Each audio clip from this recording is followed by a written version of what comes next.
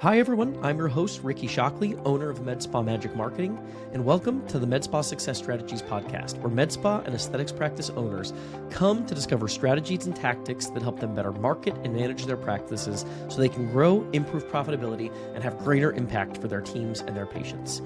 This is a full circle episode. I'm super excited to be joined by Mary Beth Hagen. Mary Beth was the first ever guest on our podcast a couple years back, and it's very timely that we have her back. I think this topic today is a major area of need for many practices, so we're excited to dig into it.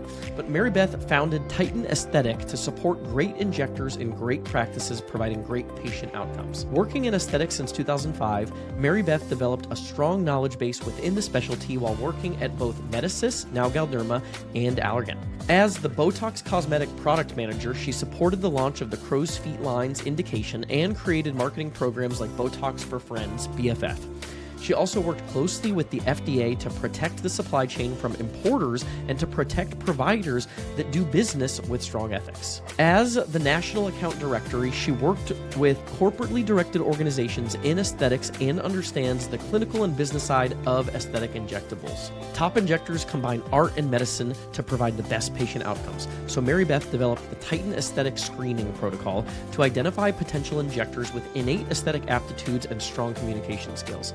Patient safety and natural results should always be at top of mind for aesthetic providers, and Mary Beth hopes that bringing new injectors into the market with the right foundational training and good peer education can help support great patient outcomes for years to come.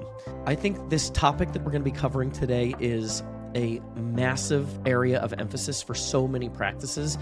We know that provider retention is critical to the success of your med spa, and today we're going to talk about how to retain, recruit, and develop quality talent for your med spa. Mary Beth, we're so excited to have you back. I think this episode is long overdue. For those of you who don't know, Mary Beth was our first guest on the podcast, so this is full circle for us. I know this is a topic of need for so many people that I talk to in the space, and today we're going to be diving into team retention, really. Like, how do we make sure that what we're doing is setting us up for long-term success with maintaining teams that are healthy, a good culture, people that want to be here. So with that said, we're going to jump right in here to some questions. Mary Beth, one of the things that you talked about leading up to our interview was that this is a time of year where a lot of people are facing attrition. Why is that, kind of just to start off, why does this seem to be the time of year when people are facing attrition issues? A great question, Ricky. You know, when we're looking at early in the year, really three things happen. Number one, all of a sudden, everybody who had come in for treatments, how busy everything was in October, November, December, it kind of falls off a cliff. And so practices who work in aesthetic medicine all of a sudden are feeling like, oh my gosh, nobody's coming in. We're not busy. Then they start looking at, okay, I've got to get my taxes ready. And they start looking at their P&E, their P&L, and they start looking at how much money did I spend versus how much money did I make. And I think a lot of people would be really, really shocked to know how tiny the margins are in aesthetic medicine. The third thing is that people a lot of times over the holidays, that's time when they stop and they think and they kind of reassess, what do I want with my career? What do I want with my life? Where do I want to be 5 years, 10 years from now? And so you have a lot of providers or a lot of staff members making personal decisions to seek different goals. So those three reasons, I think, really kind of lead to kind of this perfect storm of attrition in Q1 every year. Yeah, makes sense. So with that said, whether you're starting a med spa or you're in this situation where you're dealing with attrition issues, and we're going to go deep on a lot of that, how to prevent that. Yeah. One of the things we wanted to add up front was just when we're talking about how do we find people, if you're listening to this episode and you need a new injector, you need to fill some spots on the team. What does that process generally look like? What do you recommend? First of all, as anybody who's done this knows, it is not easy. And that's why I giggle a little bit when we have what I call med spa entrepreneurs who will call me and say, oh, I see this med spa space is growing and it's really great. And, you know, I've got everything done. I've got my space and I've got my marketing. And I've got my everything decorated. And now I'm going to open in like 6 weeks. And I just need you to find me an injector who's been practicing for like 5 years and is going to bring their book of business to my practice. I'm like, no, that's not what I do. And we have to understand a couple things. First of all, if you are a provider looking to transition into aesthetic medicine, or if you are a business owner or a practice owner and you want to find new staff, the number one thing everybody has to remember is this is a medical specialty. This is not easy. This is not something you can learn overnight. You're basically asking providers to stick the most potent toxin in the world into people's face. And they're doing it because they're paying cash and it's an elective procedure. And almost everybody, from a patient standpoint, who comes to an aesthetic practice needs education. People know the marketing. You guys do a good job with helping people understand the words and the phrases. But there's a whole difference in terms of how does it apply specifically to me as a patient. So when you're looking to transition into this specialty, or whether you're looking to hire someone in, there are three things that you're going to need to look for. Number one, does this person have the right innate aptitudes to do aesthetic medicine? This is the hardest part of medicine because there's no right, there's no wrong. Everybody has a different idea about what they want to look like. And so you have to really be able to listen to the patient and be able to do a variety of treatments to help meet their needs. Number two, everything changes in aesthetic medicine very, very, very often. So you need to have somebody who is willing to be a self-directed learner, who is willing to consistently learn, and who is willing to put their own money into training in conjunction with resources from the practice themselves. The third thing that I think makes this very important is this is really a medical specialty that blends art and science. So you have to be a great provider. You have to be able to get the product in the exact right muscle or in the exact right plane of the skin. But you also have to be able to talk to the patient about what their goals and expectations are. So you're really saying, okay, I want to be a good provider, but I also need to be an artist to help match the vision that I have with the vision the patient has so that the end result meets patient expectations. So it's very hard to transition into finally because it's cash medicine. And what I tell a lot of people is if you want to transition into aesthetic medicine, you need to make sure you save up about 6 months worth of living expenses, because in aesthetic medicine, everything is cash. And if you're not bringing in any revenue with treating patients and doing procedures, then there's no money to pay you. So that's what I want, people to really understand is that if you're looking to transition into this specialty as an RN, an NP, or a PA, you really are going to have to put the work in first to create a strong foundation of knowledge, both clinically and in terms of how to understand what happens. I'm always kind of surprised when people say, oh my gosh, it's my dream. I just love everything about beauty. And I'm like, tell me about your experience as an aesthetic patient. They're like, oh, well, I'm too young. I don't need treated yet. I just want to do this. And I think a lot of people think that they're going to get a job in aesthetic medicine and they're just going to stand in a room and inject Botox all day long. Or they're going to get a job in aesthetic medicine and they're just going to get all kinds of free product and take selfies and become Insta famous. And neither one of those are the job. So that's what I would say. You really want to think about, do you have the right aptitudes? Do you have the right self-motivation? And are you willing to take the time to develop a patient base and to develop your skills so that you can bring relevant skills to a practice? That's why we do the Titan aesthetic screening process, to kind of help look at some of those things before practices hire an injector or even hire somebody for the front desk or a marketing manager or something like that. Because you have to make sure that the person you're hiring is going to meet your needs as an employer, but the employer also needs to make sure that they can provide the environment and meet the needs of the person they're hiring so that they really can grow, develop, and be happy staying with that practice for a long time. So the first thing, no, that's great. So the first thing, like, as a practice owner, like, you're going to need a screening system in place so that the people are checking certain boxes, right? You need to figure out how to screen people properly. So that's where, like what you said, and we'll make sure that's in the show note links for anybody that's interested also. But so you need some sort of screening process as kind of step one. In terms of job posting boards, are there certain places you recommend posting the job as you're looking for applicants? I'm going to be quite honest. It depends on what it is you're looking for. If you are someone who is saying, I am only going to hire somebody who has experience, you can start on Indeed. You can start by asking your reps. You can start by posting something like on JobSnob's job board. You can start by just reaching out, going to other events and looking for an experienced injector. I will tell you that is going to be the hardest way to fill your open spot, because I found two things. Number one, great experienced injectors have a list 10 practices long of people that want them to come work for them if they ever should decide to leave where they are. But more importantly, so many injectors are finding out that they can just start their own practice. And I know a lot of the practice owners are nodding their head right now going, yep, I lost a provider because they left and started their own practice. So you have to think, if you're looking for someone,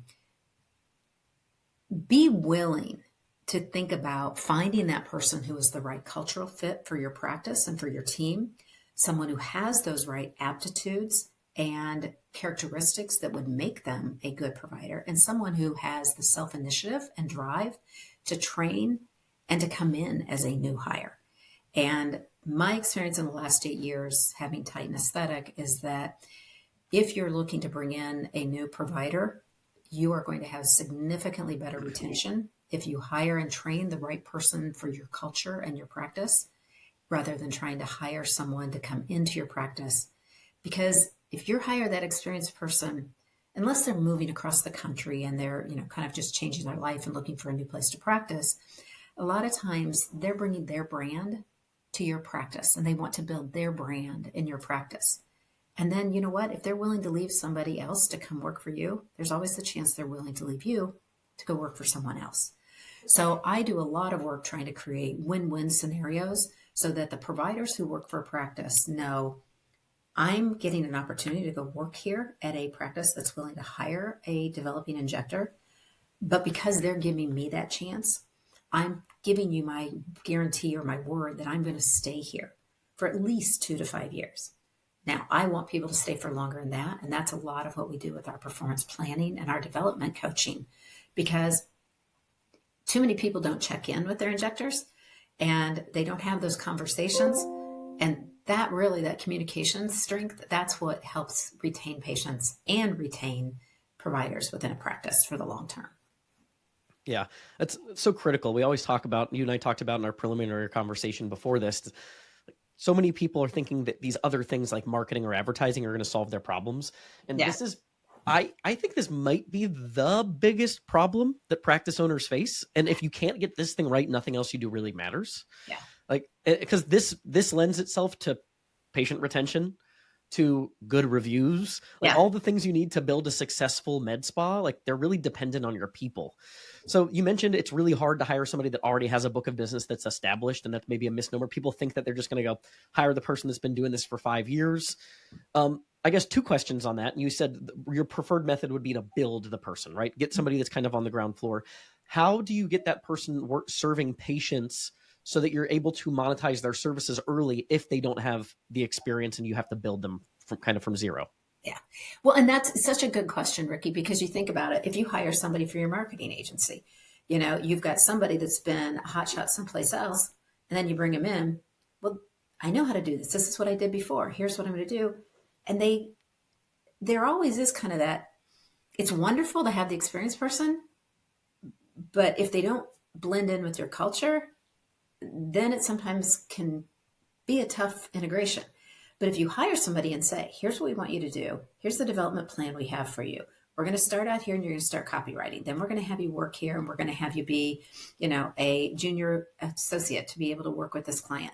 And you work your way up. And it's the exact same thing within aesthetic medicine, right? You want to find somebody that has the right aptitudes, that is willing to put the work in, that is willing to take a little bit less. I mean, that's the hard thing, is that a lot of people who come from other areas of medicine make a lot of money in the hospital, or they, it's interesting because they want to make the same money they made in the hospital, but then they want the more convenient schedule that they have in aesthetic medicine, they think, without thinking about the fact that if you're not working and bringing in revenue, there's no revenue to pay you. You're probably going to be on call because you end up giving your phone number to a lot of patients to be able to say, call me if anything goes wrong. There's a lot to be said there with all that. So what we really want people to do is think about, what are the needs of your practice? I'm very fond when I do my coaching and my consulting of asking people to sit down and say, what are your goals? What do you already have to achieve your goals? And then what are your gaps? And then focus on filling those gaps. So many people focus on what they already have and it becomes a to-do list. And then they never achieve the goals because they're never filling the gaps. So like when you're trying to hire somebody and you want to develop them, it's the same thing. You have to have them say, okay, what are your goals as a provider working here in the practice? And then you have to be very clear with them okay, my goals for you are that the first 6 months you're here, you're going to spend 3 months training, shadowing, and basically acting as an MA. The next 3 months, we're going to start you on simple procedures. Maybe we're going to do some very foundational laser device procedures. We're going to start doing some neurotoxin injections. We're going to start doing some things where you can be possibly even assisting with one of the more experienced providers. And then you move your way up as your skills are going, and you can add to the schedule and you can fill the schedule. So by 6 to 8 months to a year into it, now they really have the opportunity to be able to say, I feel good about my skills. I've really developed a patient base. Hopefully the people that they've seen have referred that provider to other people so that they've filled the books with friends of theirs. And that's the other reason why I also encourage employers to say, create a sliding pay scale for that developmental year. Because those first 3 months, when they're training, pay them like an MA if that's what they're doing for the first 3 months. They're really getting paid to learn on the job, but they're learning your culture. They're learning your systems, your protocols. They're learning your customer service expectations. So it's a very, very important 3 months. Those next 3 months, when they're really starting to do procedures, it's even more importantly, because now you're seeing, are they encouraging? Do they have the processes in place when they walk the patient up to the desk? It was so great to have you with us today. I loved being able to be your provider. And I hope that, we maybe can see each other again in about 3 to 4 months. We talked about you coming back for another neurotoxin treatment in October. Then we also talked about the possibility of maybe looking at doing some laser skin resurfacing so that you can take care of some of those areas that you expressed concern about. I really think we can build a really strong relationship with helping you meet your needs with the good communication we started. So I'm going to go ahead. I'm going to leave you here with Joan here at the front desk, and she'll get you set up for another 3 to 4 months. And oh, by the way, we also have a great loyalty program that I'm excited to have you look at so that when you come back, you're not just coming to see me and letting me know what's going on with your life, but, get a little bit something for you as well. Can't wait to see you again. Take care. And those are the experiences that they need to be learning and developing in those second 3 months. Then the next 6 months, it really is, am I good at what I do? Do I have confidence in what I do? Am I doing ongoing training? And that's what really needs to become a partnership between the injector. You've got to reach out and you've got to find your tribe, your community, and other injectors in your market, whether you're following them on Instagram, whether you're going to meetings with any of the vendors or manufacturers. Every single time you're there, go introduce yourself to everybody and say, what was it like for you in the first 6 months to a year? What do you remember? What do you wish you had known? It's really great to learn from the people who are doing the same thing you aspire to do, because they're going to tell you everything that went well and everything that didn't go so well either, right? Yeah. We all learn from mistakes. So it sounds like that gold standard is be thinking ahead to build your bench, right? Like you want to develop people, be building the bench so that 6 months, a year from now, you're developing talent and people that can step into those roles. What about, though, the practice that maybe is smaller? They have one injector, 2 injectors, and one of those injectors, if January comes, they decide I'm putting in my 2 weeks, and now you have to fill that gap immediately. Is there a version of getting somebody that's maybe less experienced, just kind of on the job and doing the injections and things early on? Or in that case, do you have to go to hiring an experienced injector? And if so, those practices that are like, I got to find somebody that can come in right away and be able to do the job. Is there a path there? And what do you recommend they do as maybe a next step? Because I feel like I've talked to a lot of people that are in that situation specifically. Well, and they're usually in that situation because they haven't developed an ongoing relationship with their providers and they don't know what the provider's thinking. So we'll talk about that in a minute. But when you're in that situation and you need somebody like today, I'm going to be quite honest, Ricky.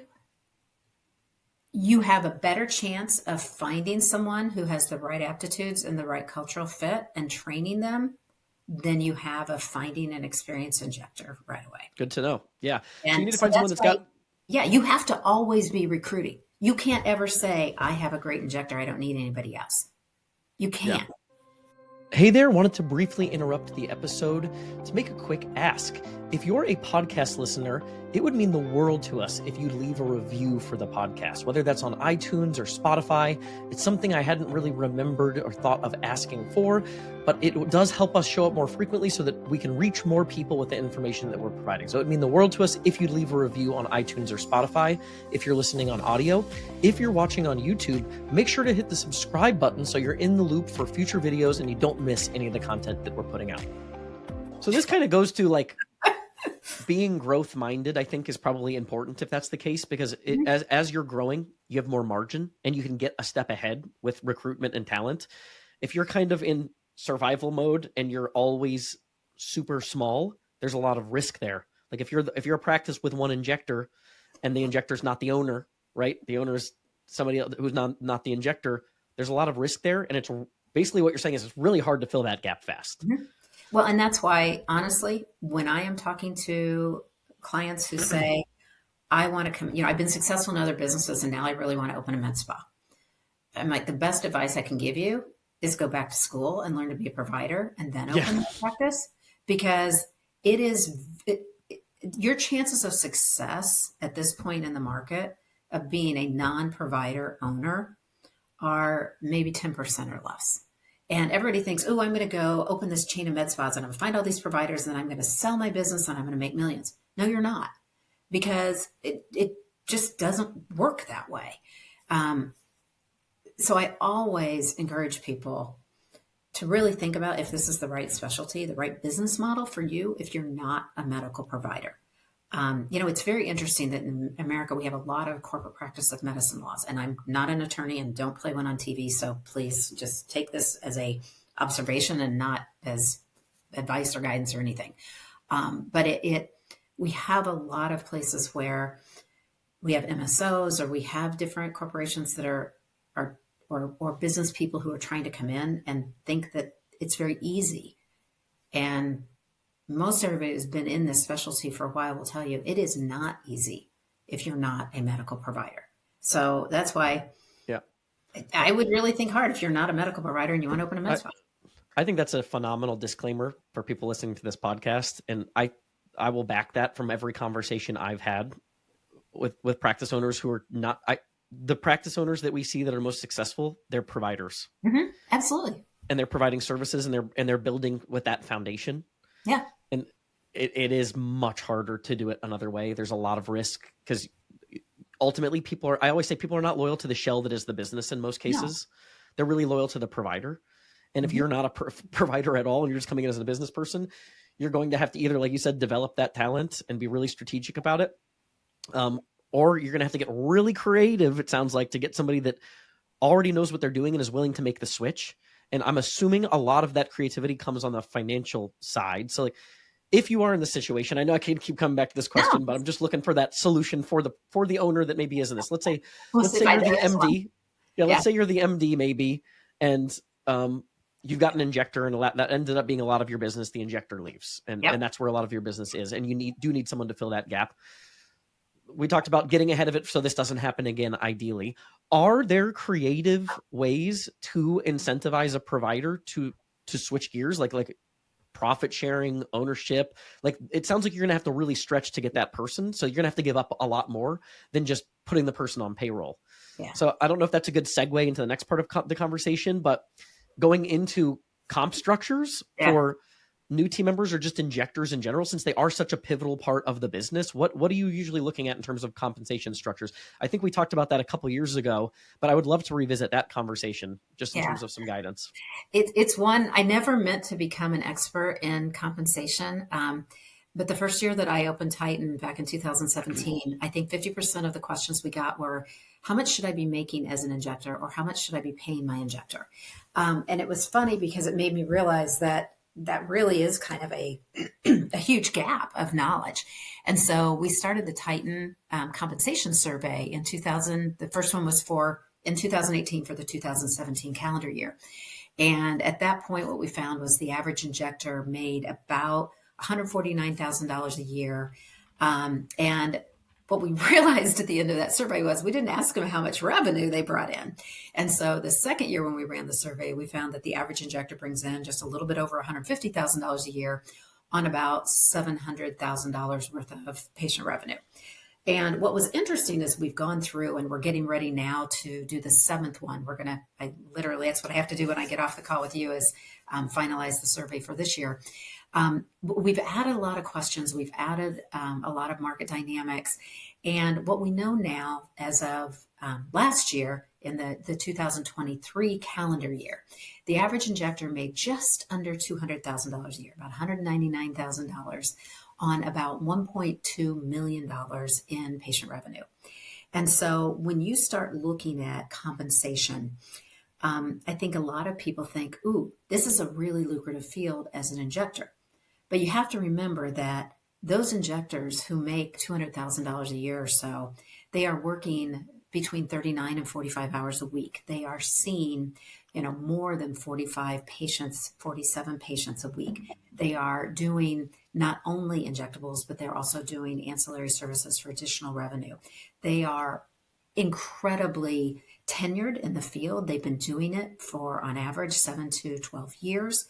And they are people who, oftentimes, are trainers as well.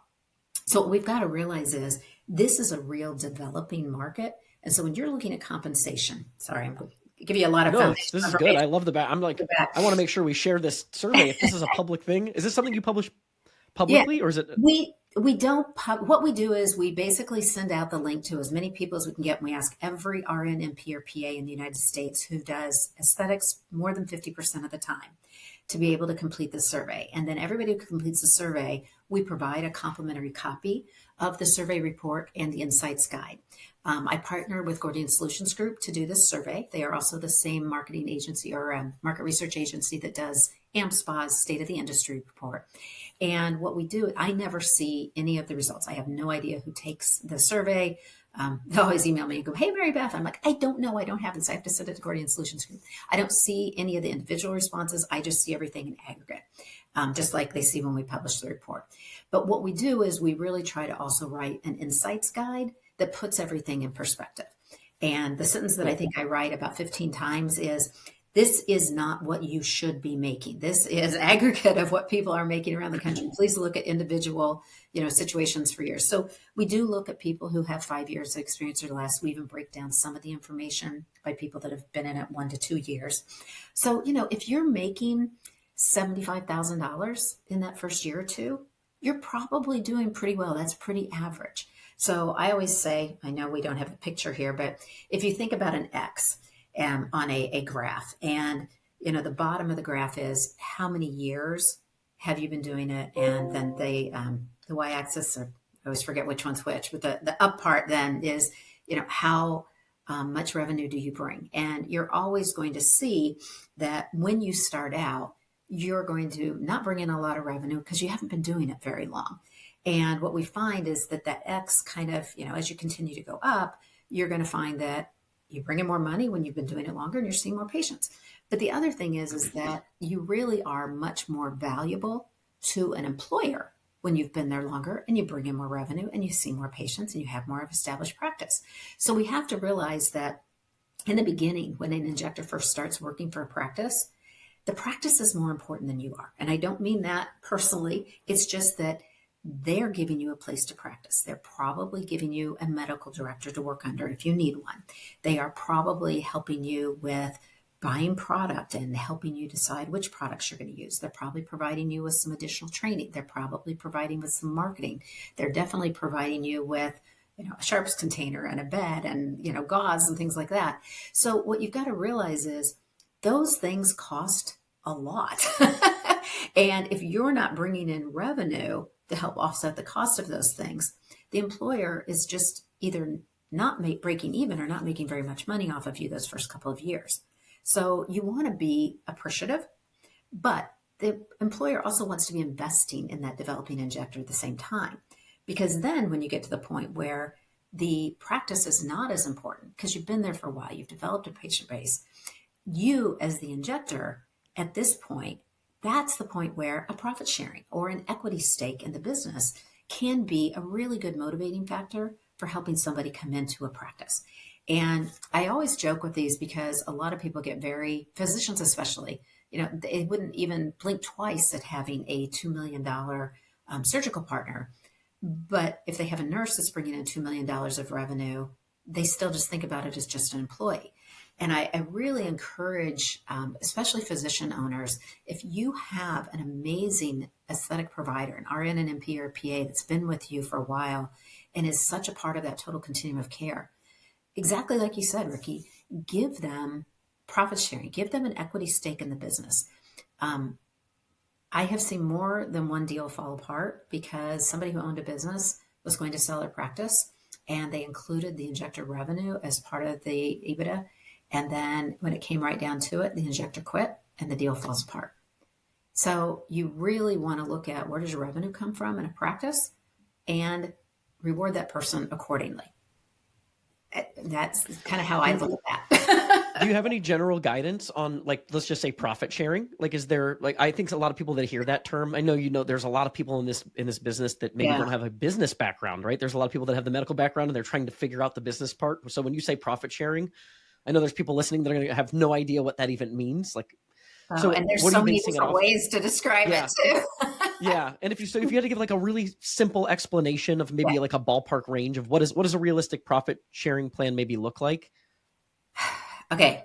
Full disclosure. These are the things I'm very, very good about saying, here's what I'm good at. Here's what I'm not good at. So I have a colleague that I refer people out to, Dana Jacoby with Vector Medical, that when you're looking at creating profit sharing plans, she can be a much better guide for you than I can on that. The different types, you can have phantom equity plans where you get a piece of the profit, but you don't own a piece of the business. You can have a profit sharing plan that is like an ESOP, like an employee saving opportunity where, we're going to set aside this much of the revenue that is our net at the end of the year, and we're going to divide it up among the employees. There's some people that will get a profit sharing based on their individual revenue production. There are others. I'm working on one opportunity right now where a very experienced injector is going to join an established practice, but they're opening a new satellite location for her. And so she's going to have equity in that particular location, but not in the overall business. And so that gives her almost the best of both worlds. She has the opportunity to be able to really help determine how things go in that particular location. And the business owner knows that she has something invested in staying there. So she's probably not going to just up and leave. There's another great organization out in the East Coast where they have people come into their practice and then they say, you know what, if you want your own practice, we will give you a significant discount off of the franchise fee for opening one of our locations and being within our group. And you get all of the benefits of being part of our group, but you own this location. So there's a lot of different ways that can happen. So I always say I'm a good one for coaching and consulting to help people know about the ideas and then tell me what works and I can refer people out. I think that's a good answer though, because the bottom line is if you're an owner watching this, you're going to have to be pretty thoughtful about this. Like you're going to have to figure out a comp structure.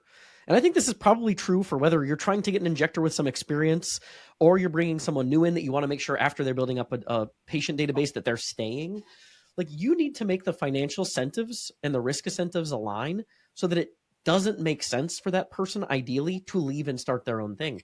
And they have to know that up front, Ricky. That's what's so funny. This is not some big secret that should come out only after somebody comes in and threatens to leave. This should be part of the plan, right? Yep. So yeah, I don't think there's a lot of people that have thought about this is the perception that I have from talking to people. And it is so important. Which kills me because that's all I think about all day long. Yeah. And again, I think people are there's something right in front of their face that feels more pressing. But when this becomes an issue, and those of you listening who are in this situation, it's more impactful than pretty much any other problem that you're going to face. So figuring out how to make sure that you're retaining your injectors and your staff is just so important. And figuring out a comp structure that, let's be honest, like so many people, like there's things in culture, there's things in their work schedule, their risk analysis that are going to make them sticky to some extent, but a lot of it's going to come down to financial implications. And you have to make the math make sense for your team to make it feel like they're giving up maybe a little bit of what they could have if they tried to go out on their own, but they're also gaining, a consistent paycheck, reliable, not having to deal with all the other stuff that you mentioned that comes with owning a business. But you know what's so important about everything you just said, Ricky, is you have to find out what's important to each particular person. And, you know, after years, I mean, I started in aesthetic medicine back in 2005 with Medicis. Yes, I'm really old. But it's been so fun watching the development of this specialty through the years and how things work in the practices and the communication processes that happened. And so that's a lot of when I've looked at the last couple of years, post-COVID especially, what I realized was so many people were getting blindsided. Either, and you know, providers were getting blindsided because the practice was being sold and they didn't know anything about it. And they were like, I mean, it's instant fear of the unknown, right? Or the practice gets blindsided because the provider all of a sudden comes in and goes, thank you so much. I've loved working here, but I'm leaving to start my own practice. And they're like, oh my God, why is this person not loyal to me? And both of these situations, you mentioned something earlier when you and I were chatting about transparency and the importance of that. And you know, I was talking to one of my clients this morning, and it was funny because she said, you just seem to get this. And I said, no, what I get is that information is power. And some people feel like if you keep all the information, you have all the power. But if you have all the power, what's the other person have? So I've always kind of subscribed to the belief that information is power, and the more information that's relevant to each of us that we all have, the more power we all have together. And so what I've tried to do with the coaching and the consulting that we do at Titan is to really set up really good communication plans. Years ago, when I first started, I did a talk called How to Have the Compensation Conversation. Because let's be honest, do you like talking about money? No. I mean, do you like talking That's the least fun part. Yeah. Do your employees like talking about money? Everybody is, I mean, maybe Bill Ackman, maybe Bill Gates, maybe Elon Musk, maybe some of those guys that have so much money that it's not, you know, even real money at this point, like talking about money. But the average person, we've grown up with this fear of talking about money. But we all need it. I mean, it's great if you can do your job because you love it. We all want to have a job we love. But at the end of the day, very few of us can do our job without making any money. And so we need to kind of demystify this compensation conversation. Because I used to joke and say that, you know, every single employer thinks that all of their employees are lazy and greedy or lazy and entitled. And every single employer thinks that every single employee thinks that all of their employers, I'm saying this completely backwards. I totally. Bottom line is right? Everybody has a misperception about what the other thinks. So what I've tried to do is basically create a platform for practices and employees to have that communication conversation in a little bit easier way. And so I literally created an entire performance management packet specifically for aesthetic medicine. And it's only costs $750. It's all the pieces that you need to sit down and create a performance management process and development process within your practice. You know, one of the biggest things, like you just said, what does everybody want? When we do the Titan compensation survey, one of the questions we ask is, have you ever thought about leaving a practice or switched to practice? If you left, what was the most important component in you leaving? And I think a lot of employers think it's money. Do you know what the number one thing that people noted as why they were going to leave a practice? Work-life balance. And then we ask the same question. If you've stayed with your practice, what's the reason you've stayed? What was the number one thing? Work-life balance. And so I think, you know, we had kind of the 80s and 90s where, I mean, it's when I grew up working in those. I mean, it was a badge of honor to just work yourself to death. And we've got a new generation of people who said, no, I want to enjoy my life and enjoy my job. And so we need to ask people, what does good work-life balance mean to you? For some people, it's, I don't care. I don't need to make more money, but please don't make me work on the weekend.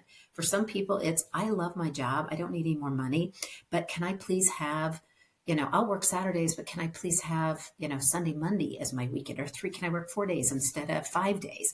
And so what we have to do is we have to ask people what they want. Some people, I'm okay, I don't need more money, but do you have a 401k plan that I can invest in? I need to think about, or I need insurance, or I need different benefits, or you know what, I'm killing myself. Most injectors that I talk to that are really good injectors spend $10,000 to $20,000 a year out of their own pocket on continuing education. So when we write organization offer letters and try to guide people on how do you make a job attractive to a potential employee, we tell them put in a healthy CME stipend, make education important. Some people just want to, let me go and do training and pay me for the time I'm training.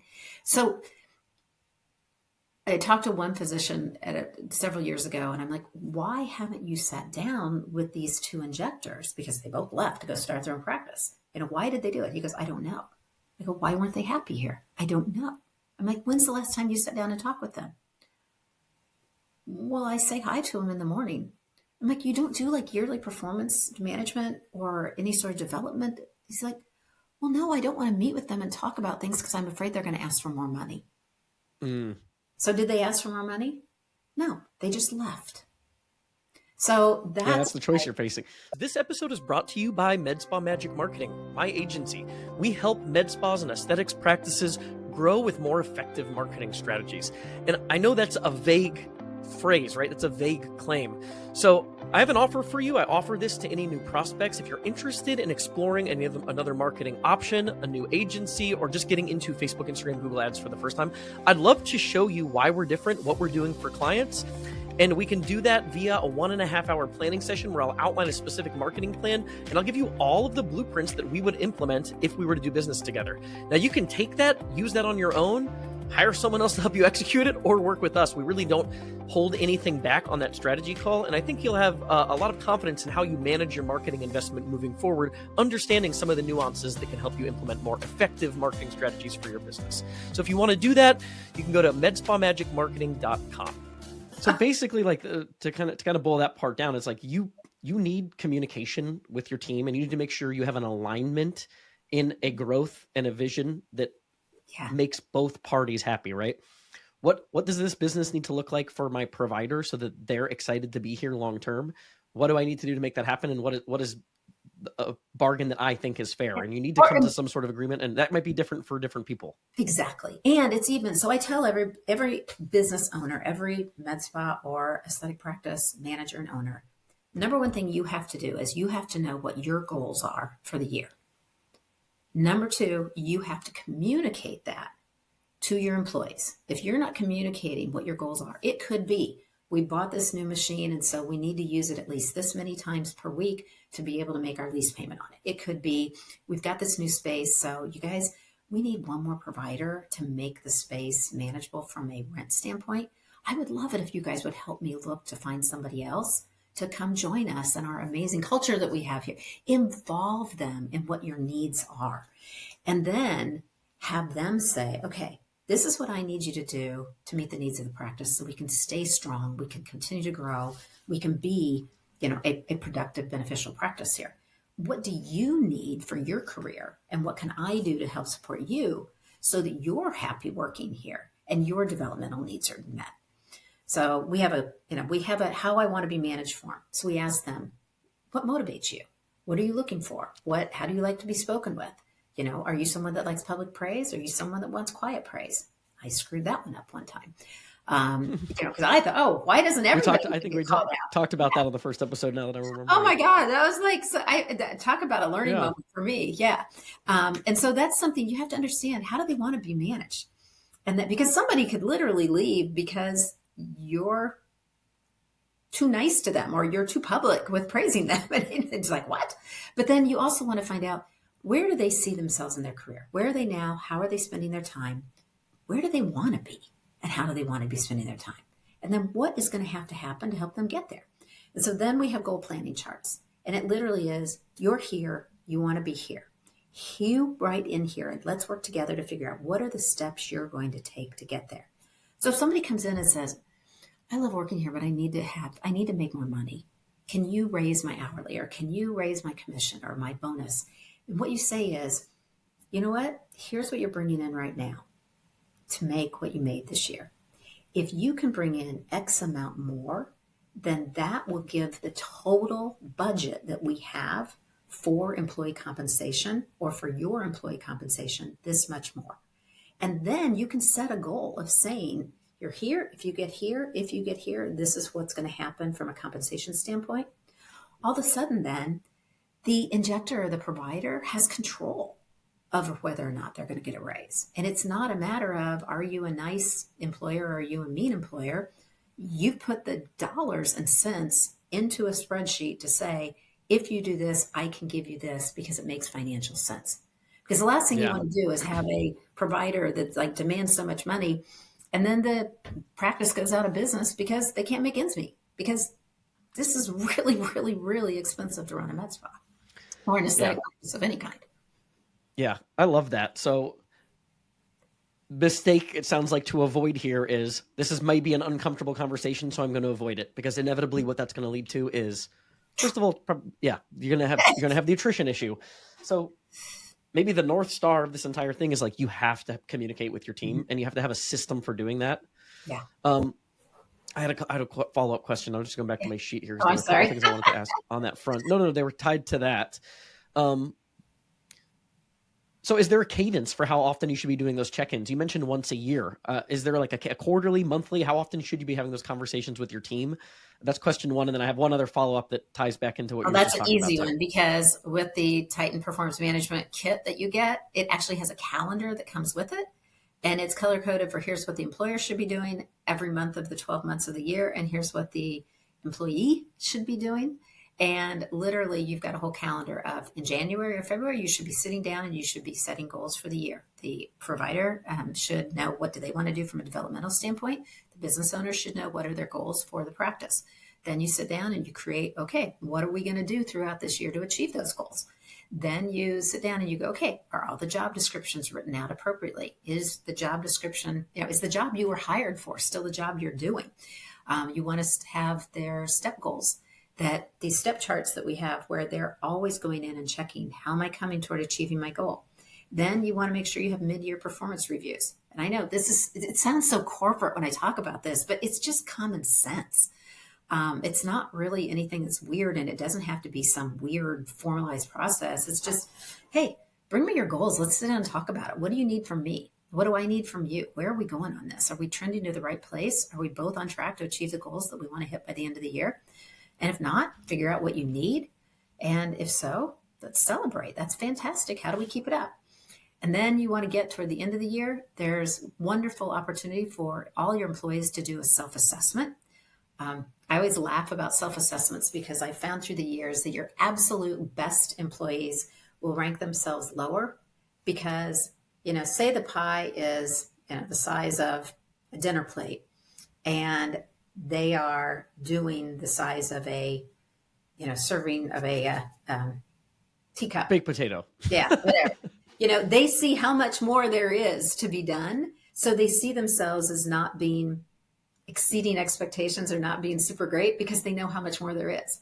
Whereas your average employee is going to say, oh, I'm doing the dinner size plate. I'm doing everything there is to be done, because they don't see how much more. They don't have that vision and that self-awareness of seeing beyond what they're doing today. So that's where a good manager can really help them by saying, here's where you are. Here's where we need you to be. Here's what we need you to do to get there. So then nobody's blindsided at the end of the year when you're sitting down in December or January and saying, okay, we're going to have that year-end performance review conversation. You said you were going to do this. You did this and more. Great. Here's your reward. And it's all predetermined. So it's easy. Yeah. That's and great. If they didn't get there, it's not your fault as an employer. Yep. You guys have shared ownership and responsibility. So when you're going into that financial conversation and you mentioned, here's how much you brought in, here's how much you made. If you bring in this much, here's how much we can pay you. Obviously, that requires a lot of transparency in that conversation, because I think without full transparency of the numbers, there's a risk probably to the injector going, oh, I didn't even really think about it. I'm bringing in this much money and I'm only getting this small piece of the pie. How do you recommend people deal with that conversation and to make sure that there's not any confusion there? There was actually a post on one of the med spa owner, I don't know what group, but one of the Facebook groups. And somebody said, how transparent are you with your staff? And half the people said, very transparent. They have to know. The other one said, I don't tell them anything. It's none of their business. And it was so fascinating to me. I will bet you the ones who say I don't tell them anything, they probably are struggling a little bit more than the ones who have transparency. There was a great professional named Bruce Maller who started BSM Consulting. Many of you who've been in the aesthetic space for a while will know of BSM. They're a fantastic consulting organization. And Bruce is the one who basically said, look, every single year I sit down with my entire company and I go through our financials. And I tell them, here's what we brought in. Here's what our expenses were. Here's, where we were in good shape. Here's where we weren't in good shape. Because I want them to understand I'm not just sitting here raking in the money, that we're all doing a piece of making this business successful. So he said it does two things. It gives them education and it gives them ownership and it gives them transparency.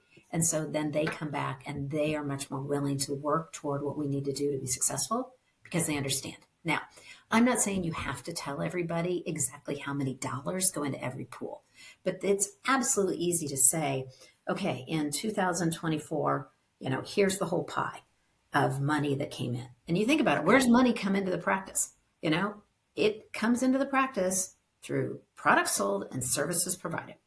There's no magic pot of money coming in from, insurance reimbursement or gosh knows where else. It's like it's products sold and it is services provided.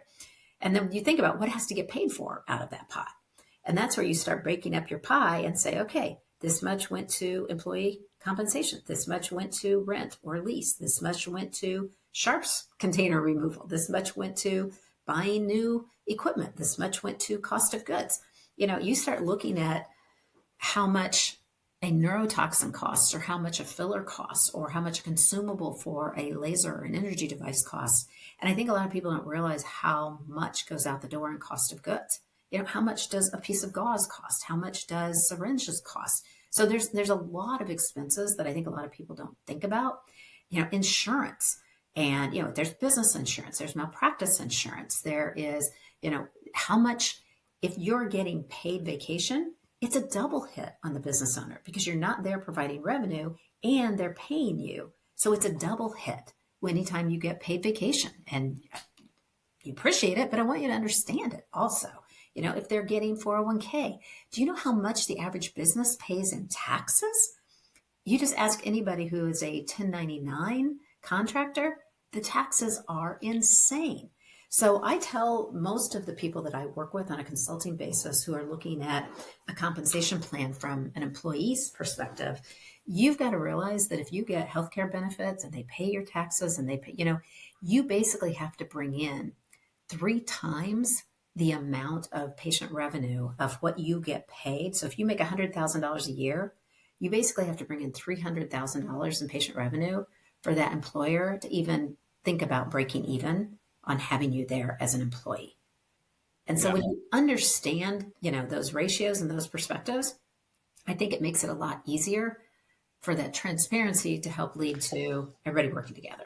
Yeah. So more transparency, the better, right? We're in an industry where it's not like the margin is 60%. So they're not going to uncover something and go, oh my gosh, they're making $1 million off my back. Like it's probably going to give them more appreciation for the risk you take on as the owner of the business and how you can fit in this puzzle together to work toward a common goal.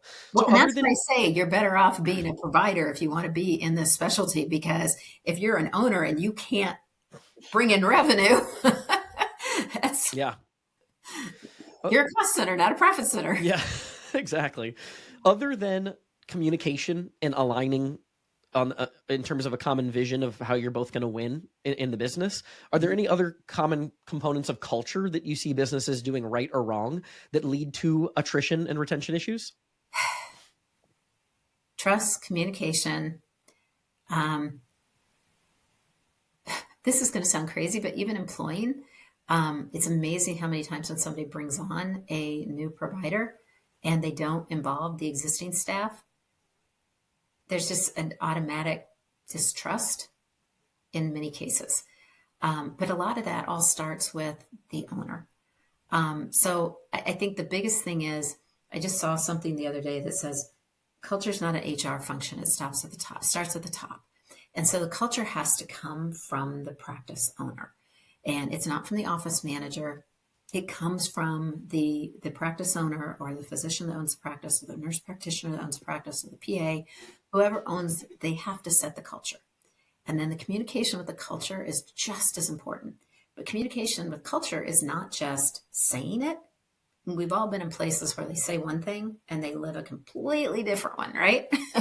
And so that's why I always encourage people, before you hire somebody, have them come in and spend a day in your practice.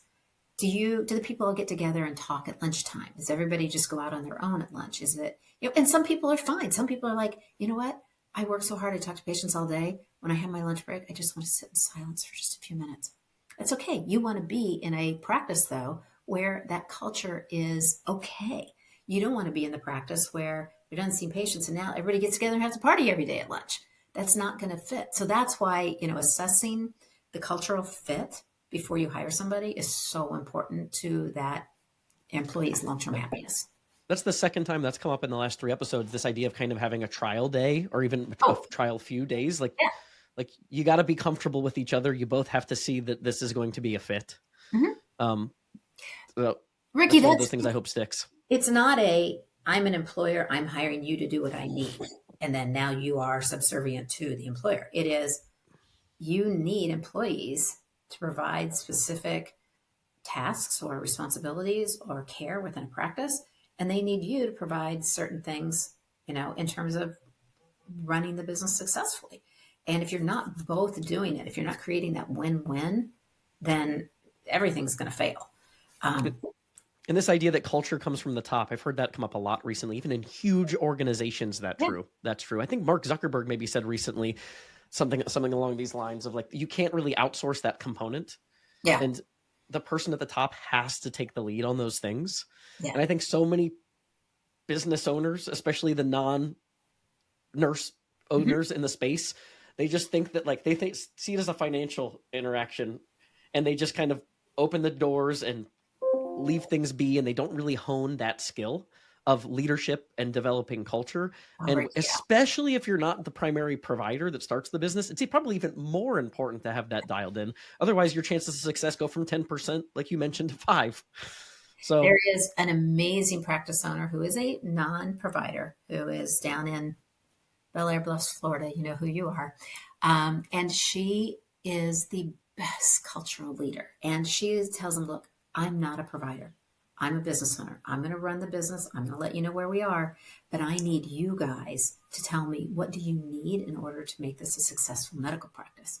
And they work so well together. And her injectors have been with her for like 17 years. It's amazing. Whoa. But they have built loyalty that is based on mutual respect and understanding of which each provides. And, we've all worked for people where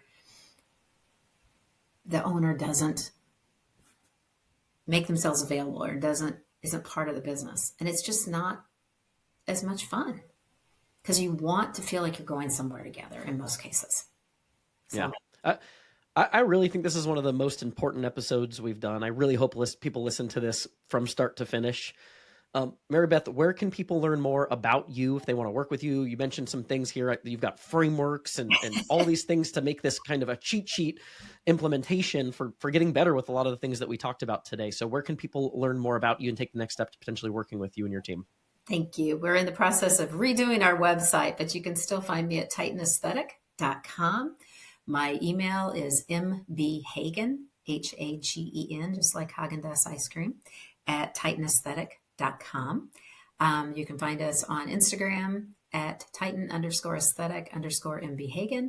You can find us on Facebook at Titan Aesthetic. I think we're still Titan Aesthetic Recruiting there. Trying to get rid of the recruiting because it's really, we do consulting, we do screening, we provide resources through our consulting work. We provide coaching for people looking to come into the space. This is such a hard specialty to transition into. If you're a provider and you want to do this, there aren't any schools, there aren't any academic training institutions you can go. And so there's a lot of ways to spend a lot of money that might not necessarily help you achieve your goals.